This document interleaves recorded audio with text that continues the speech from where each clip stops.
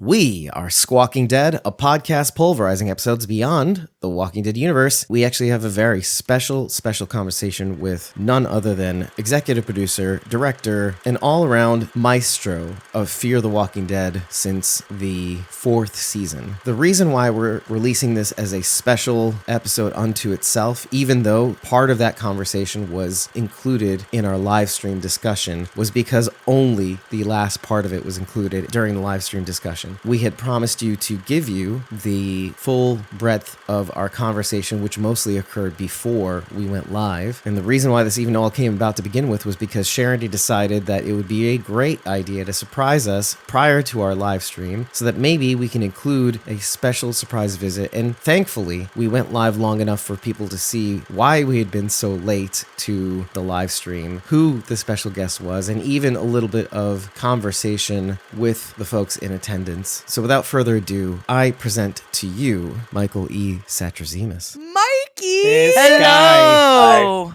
When she said we'd have somebody special here. Oh my goodness! That's Well, very special. I wasn't going to miss this one. I'm so thankful and appreciative for all of you. I mean, you've helped propel story. There's a lot of things that you're not even aware of, just being the people that you are. Being so thorough, digging so deep into our intentions that it's really nice to realize that what you do and the level of thought and care that you put into everything, that somebody out there sees it. You don't ever recognize it or realize it until you're a part of something successful, so much so that you start paying attention to the things that you really try not to pay attention to. Like, I don't pay attention to all the people that love and or hate me and what we do, because that's just not beside the point. It's the experience of creating, and there's so many things involved, whether it's successful or not. The best episode that I've ever done, I have a list of 100 things that I'm pissed at myself for and wish I would have caught and wish I would have done better. And that's part of the experience of doing it. So I don't need anyone to bang on me for me to feel the pain. All I have to do is rewatch anything I've ever made, and I'm like, fuck, man, God damn it, I missed it here. But to catch you guys, you amazing, beautiful men and women, seeing what we do, really seeing it, seeing the intention. A couple times you've gone down rabbit holes where I was like, man, I wish I would have really thought all of this that they're saying. because you yourself are so creative. Let me show you my notes right now for this episode. Things that didn't really exist. It is so flattering and fulfilling to hear that something resonates on the level that you really try to create on all the time. You don't expect that this will ever occur because, a lot of things we're doing, logic-based and little bits of performance and things that lead into the future and other parts that we know coming up. That we're doing that for ourselves, really, as creators, because you have to push and push. But somehow, all of you have caught those moments, and it is beautiful and fulfilling. So that's why I wasn't going to miss this moment. I normally hide from these sorts of things, and it's not, I just want to make stuff, and hopefully people will know who I am and allow me to continue to make things. But you have all been such special individuals and supporters, and you're clever as shit.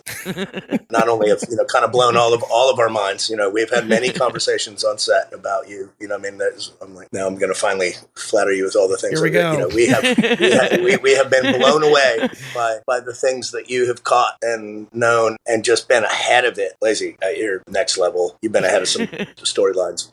Kind of blew my mind. It's a pleasure. I feel like I know you all very well, because now we all just stalk each other from afar slightly, and ever so slightly and gently. We're part of it. We're part of a family, and I do think that I've created for you at times. There's a pocket of people that you keep your bar high because you just want to. After a while, you want to see if you can catch that stuff, if you can notice those things, and all of you have. So anyway, I'm done talking for a second. We could keep going. I appreciate you. Thank you for putting all those things in there for us to catch, because that's one of my favorite things with shows like The Walking Dead is all the little Easter eggs, like the books where you put the yearling in the Bus with Charlie, which is a book about someone who gets caught in a hurricane. So I appreciate that you guys take the time to put those things in there for us to find. Yeah, well, for anyone that knows you, it's evident that you like that sort of Easter eggs. I caught a line that That is Daniel super said true. in the last episode in German, where he says, "I hate war." I forget what I'll look at my notes exactly, but which led me to a podcast speaking about children of people who have been in war. This is like a Kansas radio, public radio, or something like that. This is something beautiful that we could share on the show too. Things that touch Everybody people. brings those sorts of things. You don't know who it's all going to come from. If you open up sort of a selfless environment, where you get rid of the egos and you get rid of the word no, you're going to take that off the table right away. Especially in the apocalypse, if we had the word no around, these shows wouldn't have existed. And you get rid of the egos and high confidence levels. You have to keep those. Let everything be collaborative and let everybody really bring it and find just kind of the toughest people on earth, because you got to be tough. It's kind of amazing what you can do and what you start bringing. It starts being a magnet for people digging and bringing their own tidbits and their own little things. I mean, the Scrabble pieces with I Love You came from our prop master at the time, and used to come in with, story surprises. One episode, I said, every episode, I expect Colin Thurston, and I said, I expect you to come in and bring me story, bring me something, not just a cool prop. You bring something that elevates the story, and he did that. And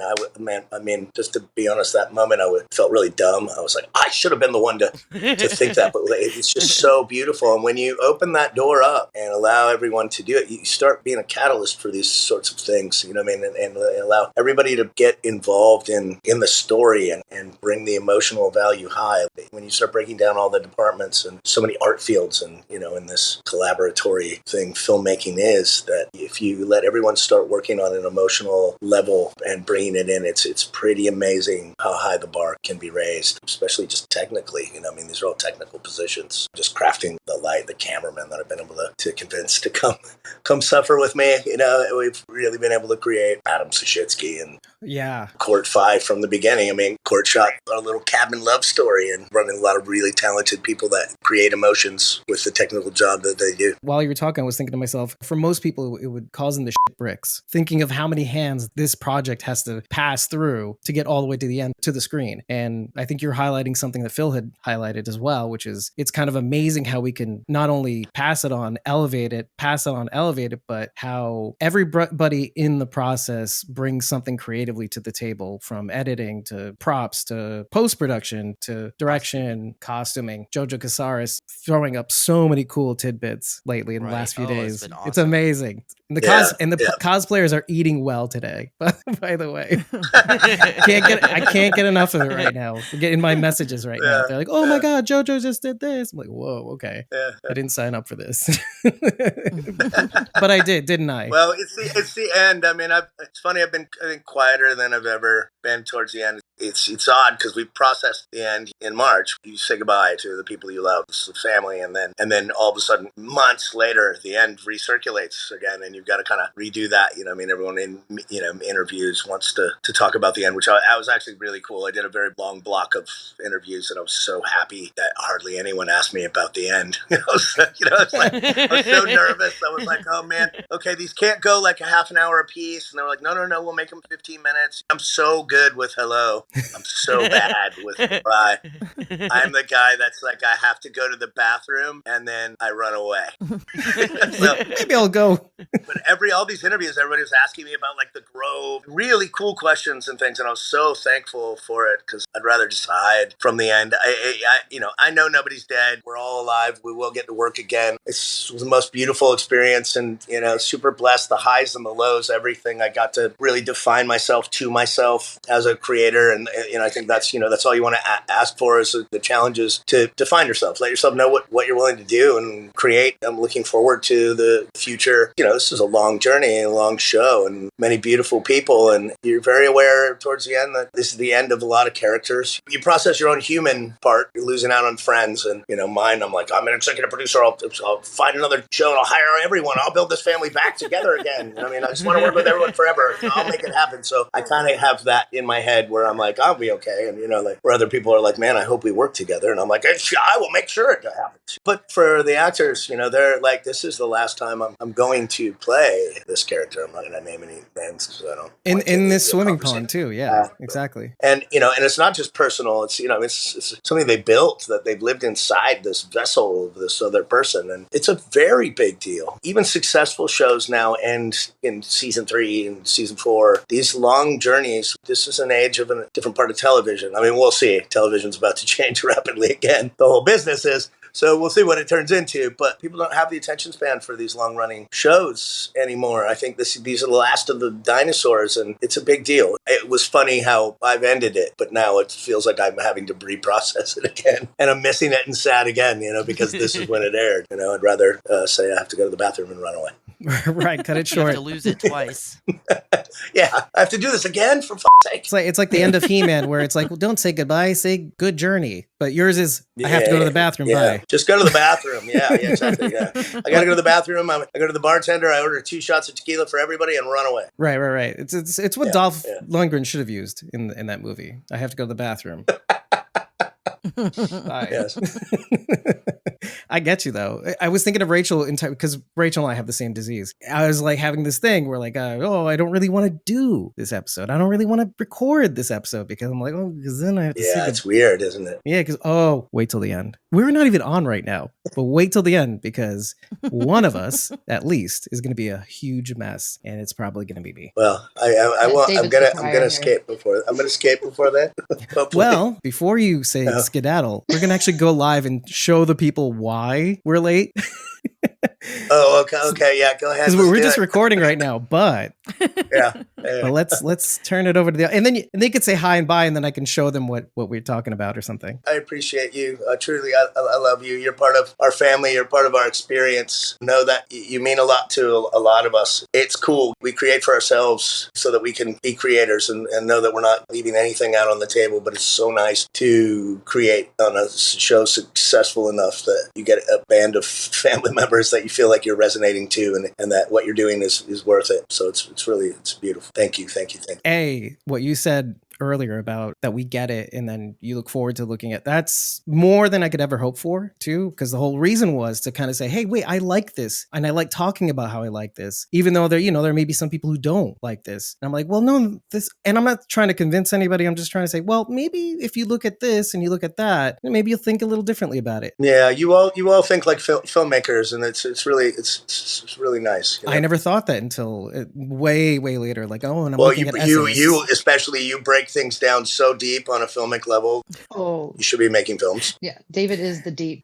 Or writing or doing something. I'm a slave to the story at the very least. Ever since I started getting into the actual film craft, because I had to be able to show people what that's about. And like, this is why they did it this way. I'm a dummy, so listen to me. Yeah, but you're not. It's cool you feel that way about yourself, but you're not. You're so highly intelligent. And you really do see it. You see intention. That's a hard thing to do, to watch story and then also still be running that other filter where you're breaking down the filmic choices while watching story. I feel like they're almost separate hemispheres of the brain, in a lot of ways. Oh my God. Yeah. And it's a tough balancing act too, especially what you wholeheartedly embrace too. So here's what I'm going to do. We're going to take a pause because I'm going to actually do the intro. Yeah. You should probably do your show. And then you can say hi to everybody at the very least because nobody's heard this so far. What if you don't do it at all and we just talk for an hour? I'm tempted. I'm sincerely tempted. I wanted to pre-record the show because of how carefully I wanted to, because obviously it's the last one. Before we go live, Mikey, I just want to say I have a spin-off idea I'm going to run by you later. Okay, cool. I'm cool. You guys all know how to contact me anyway, so. I'm guessing it involves June. No. Well, then I'm in. I'm in. Yeah, of course. I'll do it then. I'd be down for a June and Carol spinoff. Oh my God. Well, that'd be my dream. I'm working on the script now. We've already talked about that, like Jenna and I have before. Oh, that sounds good. I think June and Carol need to get together and open an orphanage. No. Oh my God. Oh my gosh. Yes. We'll get it right this My time. two moms.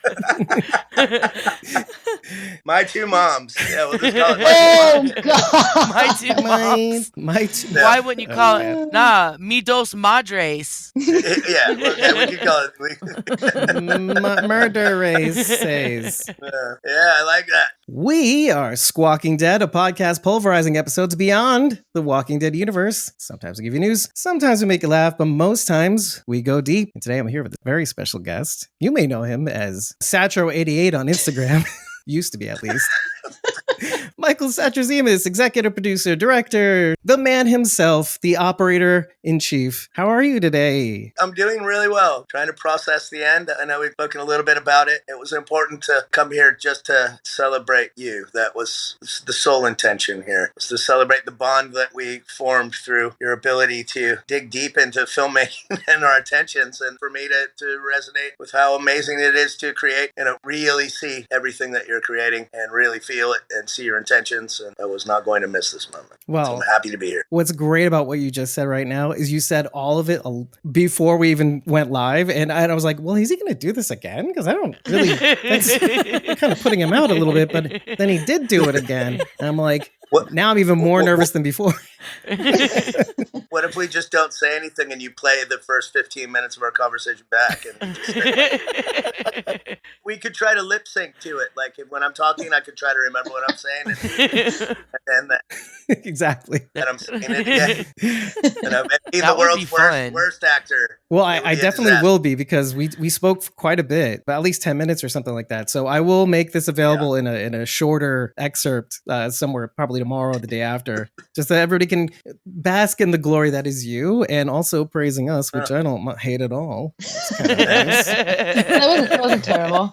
I just think it's also important that you're thanked. This doesn't go unnoticed. You know, when you're on a successful show, you try to ignore the highs and the lows, everything. You put your head down and you try to create. It's a survival thing, and you have your own work ethic. You have your own propel. But when your show's successful and you have this group of individuals that starts to really see what you're doing and starts to dig deep and see, they're grabbing at decisions that you made. Sometimes you made things on the fly and you're like, this is going to go totally unnoticed. And a lot of the decisions we make, we feel as creators, we're doing it for ourselves. We have to, because we want to keep adding more truth to the story. You know, I mean, it is a lie that we try very hard to make 100% the truth till all the emotions are felt. Where I'm in charge of creating emotions. That's my job at the core element. And when you start seeing that there's this group of individuals that seems to be very intelligent and seeing things on a filmmaking level, and it matters. We do notice it. We have had conversations about it. I have tried to send love here and there wherever I can, but normally I'm just trying to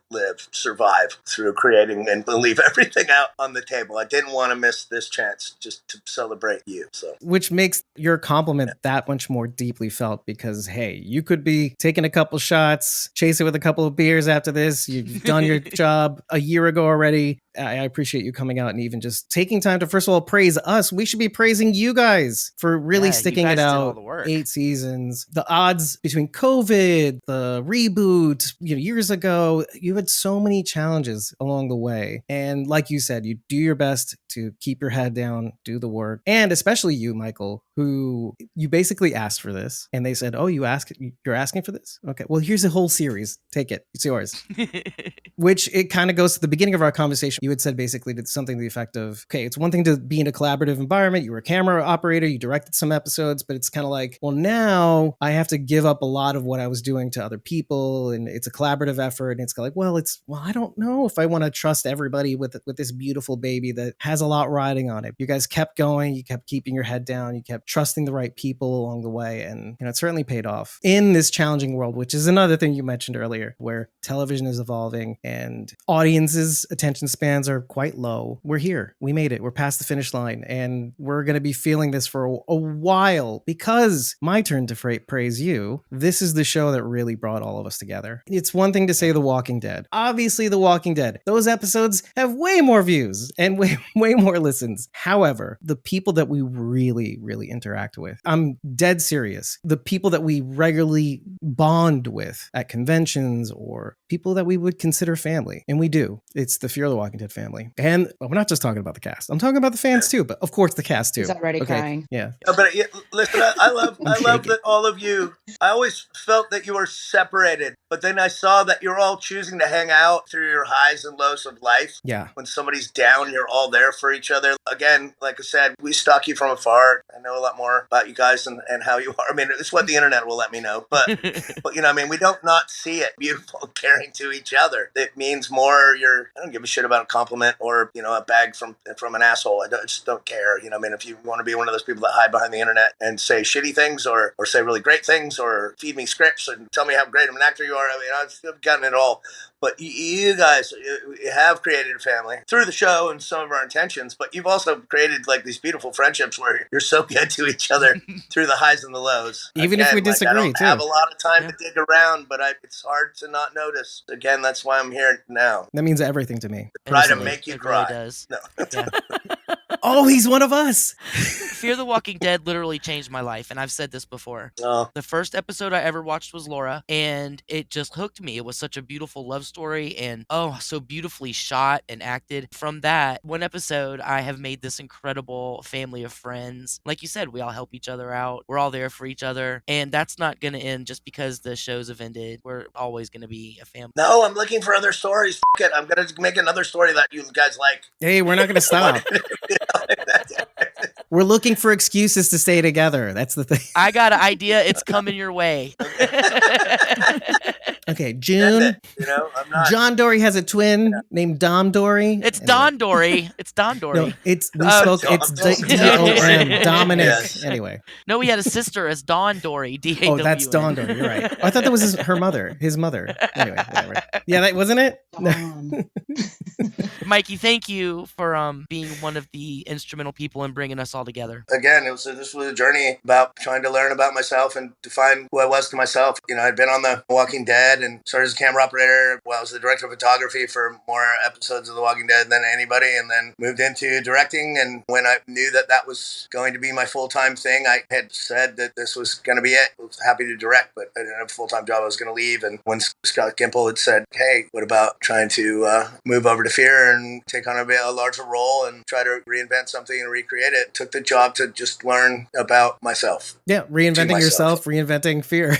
This has been such a beautiful experience because, you know that you're going to lay yourself out. You're just going to jump off the cliff and you may find out that you can't do it. You may fail and you may find out you can't try to create a culture. And there's a lot of kind of bigger ideas that I wanted to bring there. But what I thought filmmaking could be as all of us together, and it was getting rid of egos and being selfless. And so there was a lot of experimentation in the experience. And at some point I was definitely free falling without a parachute. And it was a really beautiful experience. And Laura, I mean, that episode to me, they always wanted me to do mid-season finales and the beginnings and all these things. And I always wanted the bottles. I wanted the small, well, they're not small episodes. They're smaller character episodes. I just wanted the movies. I wanted the films. I wanted beginnings and endings and complete things where I could shoot filmically and not have to trim time and abbreviate everything and f up my cutting pattern because I have an A and a B and a C and a little piece of a D story. And, just some of those things. Like, it's not that I don't like the big ones. I love them. But, the Lauras, those bottles, those kind of things. That's why I create. I create to create those sorts of stories. And that was pitched to me maybe the day after I came in for the meeting. And I thought they just wanted me to direct. I didn't think they wanted me to produce and direct. Like, I only found out in my meeting with Ian and Andrew. And Scott was meant to be there and didn't even show up. And he didn't actually tell me. So at some point they were talking to me about things. And I was like, wait a minute, guys, what is this job for?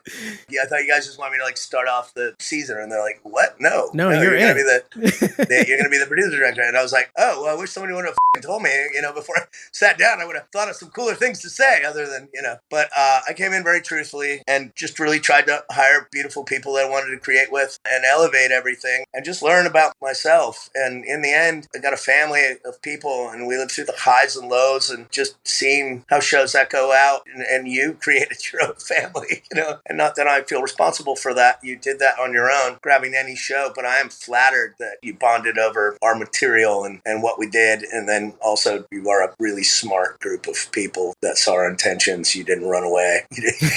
No matter what, you never bailed out on us, Nope. right to the end. I'm going to tell you a story. When we first started out, we started out in season 8 of The Walking Dead. And now we're in season 8 of Fear the Walking Dead, which is this weird full circle, by the way. And part of it was we walked into season 4. I was with somebody completely different, a friend of mine from way back. And we started this podcast together. And she saw Fear. She got really far in season 4. And she was like, I don't want to. And I was doing it by myself by the end episode. And it was this flashpoint. And I knew that something had to change. First of all, the format had to change a little bit from recapping everything to going into some of the more deeper themes, like you said. And so this is kind of like going to your first of all, your incredible compliment. But B, it also made it so that I could change the way we did things. I started having guest hosts on. That's how we got Rachel over there with the pink hair, this crazy one over here, Cosmom09. And then, we invited other podcasters, and I said, you know what, why can't this be something where we each have a voice and we each have a stake and have a point of view, and maybe we can have this thing where we can talk about something and may not agree about it. And if you say you watch the episode, but most often we don't agree on much. We often land on feelings, but we don't often land on opinions. This is what I wanted to build. I wanted to build a space where we can talk about something, joke about something, but also land on, hey, I don't hate you because you like this and I don't like this or whatever it is. And it's usually me that likes this, so I'm playing myself right now.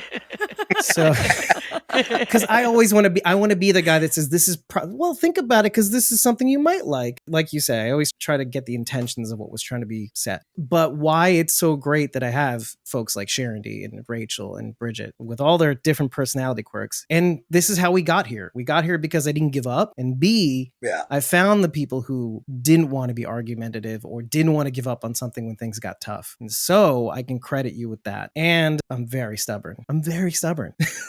I don't give up on things very easily. This is very true. I thought you'd appreciate that too. Yeah. Because you had to. You were dropped into the saddle and they said go, and you're like, oh, me? Oh, I'm doing basically most of this. All right, cool, let's go. But I'm glad you did. I'm glad you stuck it through. I'm glad you figured out even the visual voice of the show that mellowed over time or evolved over time. That was really cool to watch. Yeah, it was all experimenting. That first season, when I went in season 4, it said you can't be you. And I was like, what do you mean by that? And they're like, you can't be the Walking Dead. You've established all that, and you can't do you. And I was like, well, what do you mean I can't? I don't know. How am I going to not do me? Be a deeper you.